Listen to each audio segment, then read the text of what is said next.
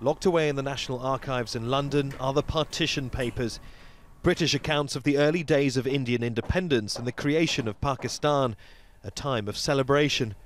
But previously top-secret telegrams also tell a much darker history of brutal massacres and rioting as the subcontinent was split in two.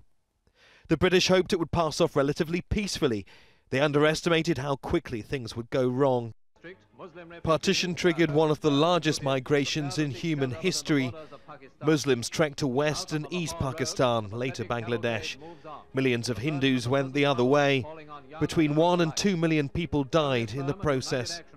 For me, it conjures up, in the context of South Asia, a sudden rupture, a very sort of last-minute division of territory, and along with territory, people's lives. So a sundering, a tearing apart of the subcontinent. For most of the 19th century, India was the jewel in the crown of the British Empire.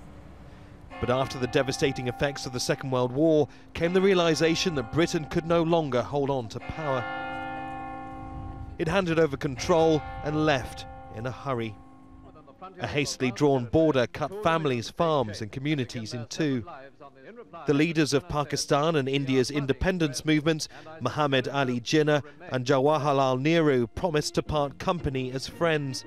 Instead, the two new nations descended into violent chaos.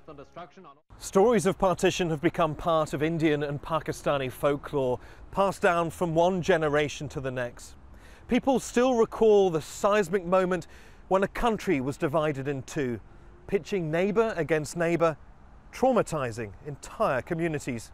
People said the white Goras had drawn a line on the map. And some are using art to explore buried memories. Writer and actress Sudha Butcher's play Child of the Divide is about the impact of partition on children.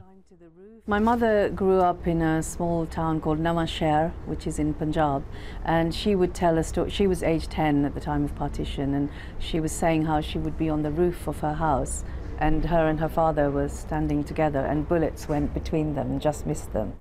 Sudha's now preparing for a role in a new play called Lions and Tigers, also about Indian independence, that stitches together memories from history. This personal story is a bigger story of the fight for independence. 70 years on, and the trauma of partition still haunts the present. But it also inspires others to try and draw lessons from the past. Neave, Al Jazeera, London.